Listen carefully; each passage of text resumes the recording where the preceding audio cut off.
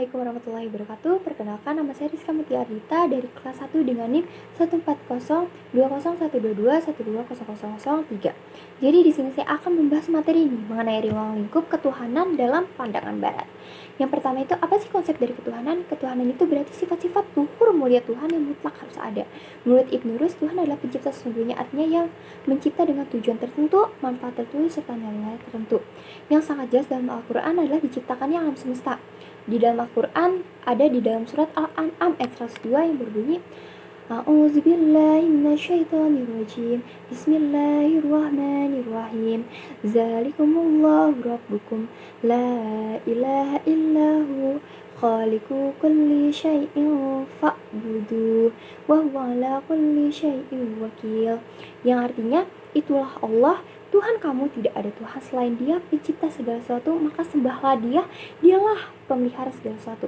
Kalau kita mengutip tafsir Kementerian Agama Republik Indonesia, Allah Subhanahu wa Ta'ala itu menegaskan kepada orang-orang yang musyrik melalui ayat ini bahwa Dialah sebenarnya Tuhan yang wajib mereka sembah, bukan berhala atau bukan malaikat yang dianggap sebagai anak Tuhan.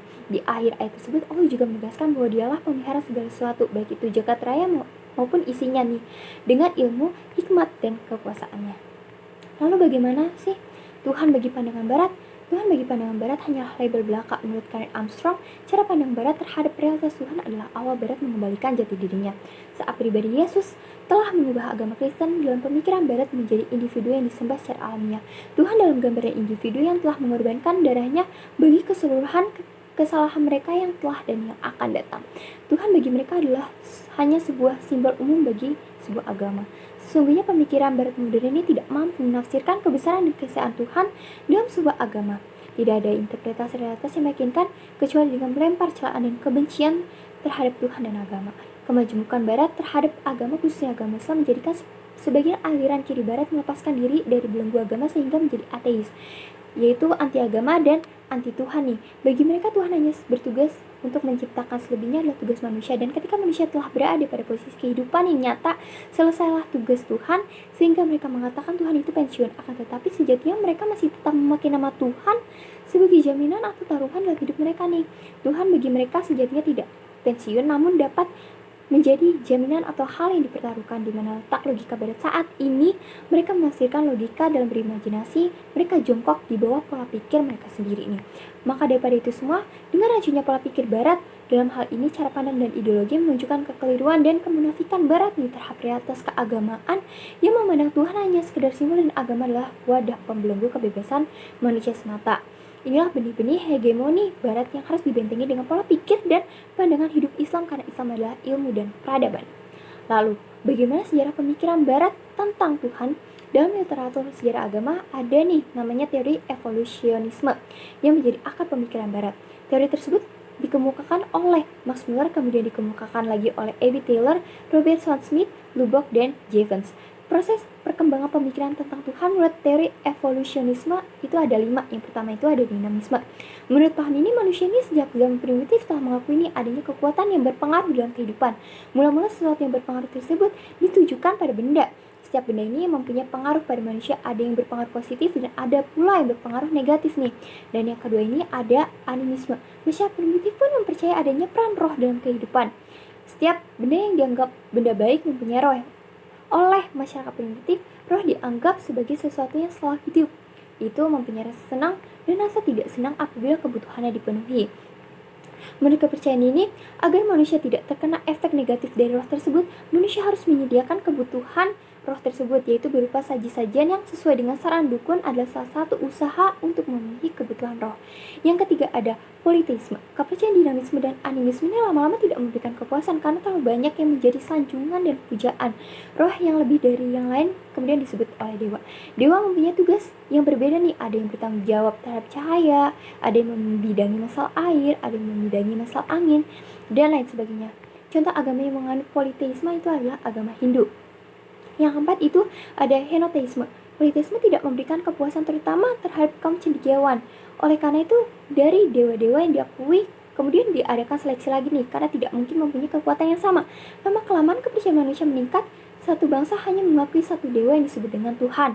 Namun 4 manusia masih mengakui Tuhan atau ilah bangsa lain. Kepercayaan satu Tuhan ini disebut dengan henoteisme atau Tuhan tingkat nasional. Yang terakhir ada monoteisme, kepercayaan dalam bentuk henoteisme melangkah menjadi monoteisme. Dalam monoteisme hanya mengakui satu Tuhan untuk seluruh bangsa dan bersifat internasional. Bentuk monoteisme ditinjau dari filsafat ketuhanan terbagi menjadi 3 paham, yaitu ada deisme, ada panteisme, dan ada teisme. Evolusionisme dalam kepercayaan terhadap Tuhan sebagaimana dinyatakan oleh Max Muller dan A.B. Taylor ditentang oleh Andrew Law yang menekankan adanya monoteisme dalam masyarakat primitif. Mereka mempunyai kepercayaan pada wujud yang agung dan sifat-sifat yang khas terhadap Tuhan mereka yang tidak mereka berikan kepada wujud yang lain nih. Dengan lahirnya pendapat Andrew Law, maka golongan evolusionisme ini berangsur-angsur reda nih, dan sebaliknya ada sarjana-sarjana agama terutama di Eropa Barat mulai menentang evolusionisme dan memperkenalkan teori baru untuk memahami sejarah agama. Mereka menyatakan bahwa ide tentang Tuhan itu tidak datang secara evolusi tetapi dari ajaran atau wahyu Tuhan. Lalu bagaimana eksistensi Tuhan dalam pandangan Barat? Semua argumen dari argumen eksistensi Tuhan yang diperkenalkan dan disampaikan oleh para filosof memang tidak dapat membuktikan adanya Tuhan secara fisik, tetapi memperlihatkan bahwa hubungan antara manusia dengan Tuhan dan pada gilirannya membuktikan bahwa Tuhan itu ada, menjadi dapat diterima oleh akal manusia nih, pada akhirnya diterima oleh akal manusia. Filsafat bukan hal yang dilarang oleh Al-Quran, bahkan Al-Quran ini menganjurkan nih untuk berfilsafat. Salah satunya ada di dalam surat Ar-Rum yang berbunyi A'udzubillahi minasyaitonirrajim. Bismillahirrahmanirrahim. Awalam yatafakkaru fi anfusihim ma khalaqallahu samawati wal ardi wa ma bainahuma illa bil haqqi wa ajalin musamma wa inna katsiran minan nasi biliqa'i rabbihim lakafirun. Yang artinya, dan mengapa mereka tidak memikirkan tentang kejadian diri mereka? Allah tidak menciptakan langit dan bumi dan apa yang ada di antara keduanya, melainkan dengan tujuan yang benar dan dalam waktu yang ditentukan. Dan sesungguhnya kebanyakan di antara manusia benar-benar mengingkari pertemuan dengan Tuhannya. Ilmu filsafat yang dilarang itu adalah ilmu filsafat yang menyebabkan pengingkaran terhadap roh, malaikat, rasul, kitab, hari akhir, dan takdir. Aristoteles, ia memajukan konsep tentang Tuhan sebagai penggerak pertama. Tuhan adalah penggerak yang tidak bergerak. Dan dengan argumen teleologis, Aristoteles menjelaskan bahwa Tuhan adalah tujuan akhir dari kosmos ini. Ia satu-satunya bentuk yang berada dalam dirinya sendiri dan terpisah dari bahan. Ia menjaga alam semesta. Tuhan itu abadi dan lengkap dalam dirinya sendiri. Dia seluruhnya ada aktualitas, tujuan akhir, cita-cita, dan tujuan dari semua benda yang bergerak dan mencoba mewujudkan potensinya. Adapun pendapat dari ahli-ahli lain yaitu ada Anselmus. Anselmus adalah pemikir yang paling berarti pada abad ke-11. Ia berkeyakinan bahwa iman berikhtiar menemukan pemahaman atau pengertian.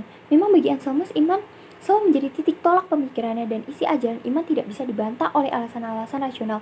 Orang yang beriman seharusnya juga berusaha memahami imannya secara rasional nih. Anselmus ingin memperlihatkan bahwa isi ajaran agama Kristen bisa dikembangkan berdasarkan alasan-alasan rasional, jadi tanpa bantuan otoriter lain seperti kitab suci, wahyu, atau ajaran para bapak gereja. Dalam bukunya terkenal Paslogion yang menjelaskan eksistensi Tuhan dengan suatu argumen yang bisa diterima, bahkan juga oleh mereka bahkan yang tidak beriman. Berkatkan argumen itu kemudian menjadi terkenal dengan nama argumen ontologis mengenai eksistensi Tuhan. Di sini Anselmus memahami Tuhan sebagai sesuatu yang lebih besar daripadanya tidak bisa diberikan. Dengan kata lain, bagi Anselmus Tuhan adalah ada tertinggi yang dapat dipikirkan manusia, setinggi, sejauh, sedalam apapun kemampuan berpikir manusia. Tuhan adalah yang paling tinggi, paling jauh, dan paling dalam, sehingga segala sesuatu yang bisa dipikirkan manusia itu. Kalau Tuhan adalah sesuatu yang lebih besar daripadanya tidak bisa dipikirkan. Yang kedua itu ada Thomas Aquinas, dikenal dengan prinsip 5 jalan sebagai filosof yang hidup pada abad pertengahan yang dikenal dengan filsafat skolastik. Aquinas pun memiliki kecenderungan pemikiran yang dekat dengan agama. Bahkan ia merupakan yang terbesar di antara para skolastik nih. Filsafatnya dikenal dengan Thomisme. Aquinas tidak menyukai Plato dan menolak bukti ontologis Anselmus, tetapi ia membuat karya-karya Aristoteles dikenal dan diterima oleh para ahli di zamannya nih. Di dalam karyanya ini yang lebih sering mengacu pada Aristoteles daripada kitab sucinya. Bukti-bukti Aquinas menjadi faktualkan dalam mendemonstrasikan eksistensi Tuhan untuk kurun waktu beberapa abad. Bahkan sekarang beberapa pemikir Kristen percaya bahwa mungkinkah untuk membentuk teologi kodrati yang melihat dunia dan mencoba untuk mendeduksikan Tuhan. Namun pemikiran Aquinas ini mulai mendapat serangan keras pada abad ke-18 seperti oleh David Hume. Nah, yang ketiga ada René Descartes. Descartes menjelaskan dua jalan. Pertama, secara kausal menurut skema sebab akibat. Bagi Descartes, jelas bahwa manusia itu menemukan dalam dirinya ide kesempurnaan. Maka kesimpulan Descartes, mesti ada penyebab pertama yang bukan aku dan yang menanamkan dalam diriku ide kesempurnaan tadi.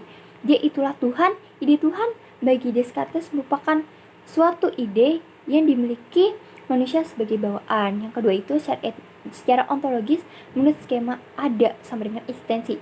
Di sini Descartes mengambil alih argumen Anselmus yang disebut argumen ontologis nih, tentu saja dengan menerapkan prinsip kejelasan dan keterpilihan yang Descartes temukan sendiri dalam pahamnya, itu aku berpikir maka aku ada, atau lebih tepat aku bereksistensi. Kalau manusia mengatakan bahwa Tuhan itu sempurna, maka mestinya ada seseorang yang menyandang predikat ini. Tidak mungkin predikat atau sifat sempurna ini berdiri sendiri tanpa adanya kaitan apapun suatu entitas yang real eksistensinya. Maka harus disimpulkan bahwa Tuhan itu ada dan bereksistensi.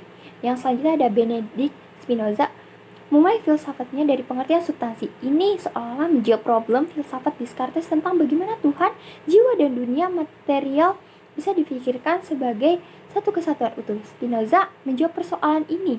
Ia mendefinisikan substansi sebagai sesuatu yang ada di dalam dirinya sendiri dan dipikirkan oleh dirinya sendiri. Artinya sesuatu yang konsepnya tidak membutuhkan konsep lain untuk membentuknya. Spinoza membedakan substansi dengan atribut, yakni sifat atau ciri corak yang melekat pada substansi dan karenanya tergantung padanya.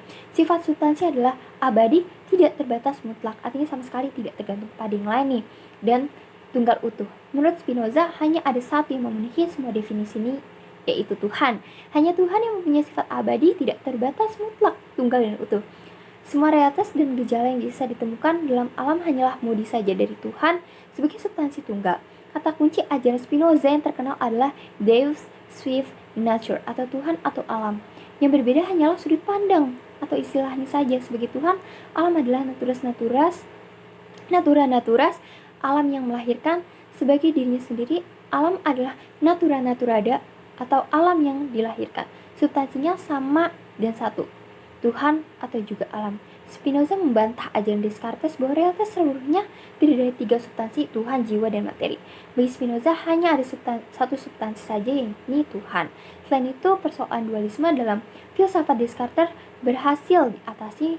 Menurut Spinoza, Descartes ini keliru memandang pemikiran atau hakikat jiwa dan keluasan atau hakikat tubuh sebagai dua substansi yang berada pada manusia.